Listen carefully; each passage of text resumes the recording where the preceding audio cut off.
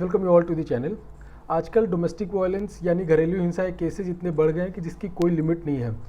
Specially lockdown के time पे और ज़्यादा केसेस बढ़ गए डोमेस्टिक वायलेंस के।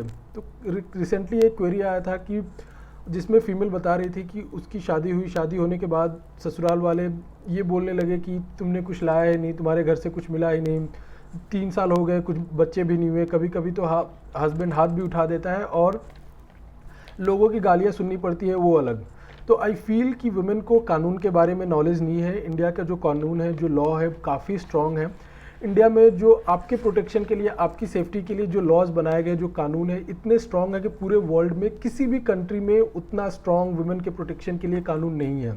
तो अगर आपके ससुराल वाले आपको परेशान कर रहे हैं, आपको लाइफ आपका बहुत ही प्रॉब्लमेटिक कर दे रहे हैं, तो आप ये जानिए कि आपको उनके ऊपर लीगल एक्शन लेना होगा। बिकॉज कानून बहुत सख्त है और अगर एक बार जेल जाना पड़ जाए या फिर एक बार लीगल प्रॉब्लम्स उनको फेस करनी पड़ जाए तो दिन में तारे दिखने लगते हैं। तो आपको सबसे पहले करना क्या होगा कि आपको मजिस्ट्रेट के सामने अपनी केस को रखना होगा through a lawyer, so that आपका जो लॉयर है वो आपके केस को प्रॉपर तरीके से रख सके और आपको जस्टिस मिलने में हेल्प कर सके।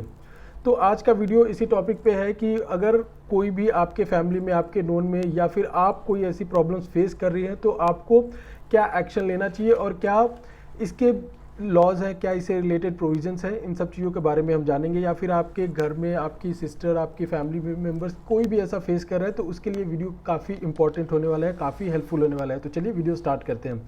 वीडियो स्टार्ट करने से पहले I would like to request, अगर आपने अभी तक चैनल को सब्सक्राइब नहीं किया तो please subscribe the channel and video को लाइक और शेयर करना ना भूलें। तो सबसे पहले जानते हैं डोमेस्टिक वायलेंस एक्ट के बारे में। बिकॉज डोमेस्टिक वायलेंस जब होता है तो उसके लिए एक स्पेशल एक्ट बनाया गया 2005 में, जिसे डोमेस्टिक वायलेंस एक्ट बोलते हैं, जिसमें घरेलू हिंसा से रिलेटेड स्पेशल प्रोविजन, स्पेशल कानून बनाए गए हैं। इसमें ज़्यादा हार्श पनिशमेंट तो नहीं है। सेक्शन 31 के अकॉर्डिंग 1 मंथ से लेके 1 ईयर का जेल टर्म है। लेकिन इसी कानून के अकॉर्डिंग, चलिए एक एग्जांपल देता हूँ। सपोज़ अगर लड़की की शादी हुई है दिल्ली में और लड़की मुंबई से है, तो लड़की अगर डोमेस्टिक वायलेंस होता है और वो अपने घर पे चली जाती है तो वो मुंबई में केस कर सकती है। इस एक्ट के अकॉर्डिंग वो मुंबई में केस कर सकती है और ऐसे में उसके ससुराल वालों को मुंबई, सोचिए कि हर डेट पे जाना पड़ेगा और लॉयर्स की फ़ीस और ये सारी चीज़ों को देखते हुए कितना परेशानी झेलना पड़ सकता है। और छोटी छोटी बात में आपको मालूम है कि एक डेट लग जाता है। इसमें मेंटेनेंस का भी प्रोविज़न है। मेंटेनेंस सेक्शन 125 सीआरपीसी में भी है। डोमेस्टिक वायलेंस में भी मेंटेनेंस का प्रोविज़न है। अगर आपके साथ डोमेस्टिक वायलेंस हुआ है और किधर आप रह रहे हैं, दूसरे जगह पे रह रहे हैं, या फिर अगर आप रह रहे हो अपने फैमिली मेम्बर्स के साथ, तो भी आप अपने हस्बैंड से मेंटेनेंस का डिमांड कर सकते हो, मेंटेनेंस मांग सकते हो। जब डिवोर्स लेने की बात आती है तो एलमनी का भी प्रोविज़न है, एलमनी का भी डिमांड कर सकते हो आप। घरेलू हिंसा में बेसिकली होता क्या है कि घर में गाली गलौज, औरत के स्वाभिमान के को ठेस पहुंचाना, उस पर हाथ उठाना, उसे पैसे खर्च करने के लिए नहीं देना, अगर जॉब करने जाना चाहती है तो जॉब करने नहीं देना, ये सारी चीज़ें घरेलू हिंसा में आता है। और बहुत सारी चीज़ें हैं, जैसे अगर डाउरी का डिमांड किया जाए तो वो भी एक घरेलू हिंसा में आता है। हाथ उठाना, बहुत सारी ऐसी छोटी छोटी चीज़ें हैं जो घरेलू हिंसा के अंदर में आती हैं।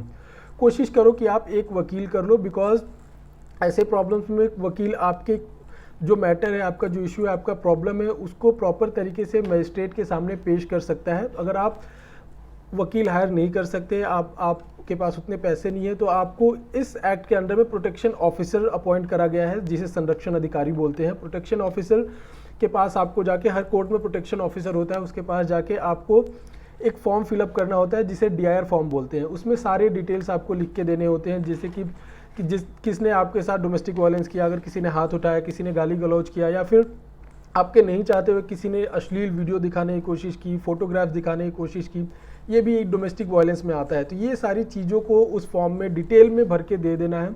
और जब आप ये सारी चीज़ें, जबकि फ्री ऑफ कॉस्ट है, कोई इसका चार्ज नहीं होता, जब आप फिलअप करके दे देते हैं तो प्रोटेक्शन ऑफिसर आपके मैटर को मजिस्ट्रेट के सामने पेश करता है और विदिन 3 डेज जब पेश होता है मजिस्ट्रेट के सामने, तो उसके 3 दिन के अंदर अंदर में एक डेट मिल जाता है और उस डेट का समन्स नोटिस अपोजिट पार्टी को चला जाता है, जिसने आपके साथ गलत किया हुआ है उसके सामने चला जाता है। और विदिन 60 डेज ये मैटर डिसाइड होना होता है। मजिस्ट्रेट विदिन 60 डेज इसको डिसाइड कर देता है। तो अगर सपोज अपोजिट पार्टी आती है तो उनको सुनता है कोर्ट, आपकी बातों को सुनता है। अगर नहीं आती अपोजिट पार्टी तो कोर्ट क्या करता है कि एक्स पार्टी डिसीजन, यानी सामने वाली पार्टी को बिना सुने हुए डिसीजन यानी अपना फैसला दे देता है और इसमें पनिशमेंट का जैसे कि मैंने प्रोविज़न बताया 1 साल से 1 ईयर का है, डिपेंड करता है कितनी सीवियरिटी है आपके साथ, जो प्रॉब्लम्स क्रिएट करेगा आपके साथ, जो डोमेस्टिक वायलेंस हुआ है उसका सीवियरिटी कितना है उसके अकॉर्डिंग 1 मंथ टू 1 ईयर का जेल टर्म भी है और फाइन भी है। फाइन इज जस्ट 20,000, फाइन कुछ ज़्यादा नहीं है, बट हाँ जेल टर्म है। कोई अगर सपोज अगर घर से आपके निकाल दिए, जिधर आप शादी होके गए उस घर में से निकाल देता है, कभी कभी ऐसा होता है कि घर से निकाल देते, लोग बोलते हैं तेरे को जिधर जाना है जा, अपने घर पे जा या फिर जिधर भी जा। तो ये सारी चीज़ों में मजिस्ट्रेट को पावर है कि वो आपको उस घर में रख सके, उस घर में रहने के लिए ऑर्डर दे सके, और आपको एक रूम उस घर में प्रोवाइड होगा जिससे कोई नहीं निकाल सकता, कोई मजबूर नहीं कर सकता है आपको घर से निकलने के लिए। मेंटेनेंस का भी इसमें प्रोविज़न है। मेंटेनेंस में बड़े बड़े लोग सीधे हो जाते हैं, बिकॉज अगर सपोज हस्बैंड का सैलरी है 50,000, तो मजिस्ट्रेट उसके अकॉर्डिंग मेंटेनेंस का ऑर्डर कर सकता है। जनरली देखा गया है कि 1/3 of the salary magistrate order करता है मेंटेनेंस के लिए। और अगर हर महीने सपोज मेंटेनेंस देना पड़े, वाइफ भी साथ में नहीं रहे, हर महीने मेंटेनेंस देना पड़ रहा है, तो समझ में आ जाता है कि क्या होता है डोमेस्टिक वायलेंस, किसी के साथ घरेलू हिंसा करना।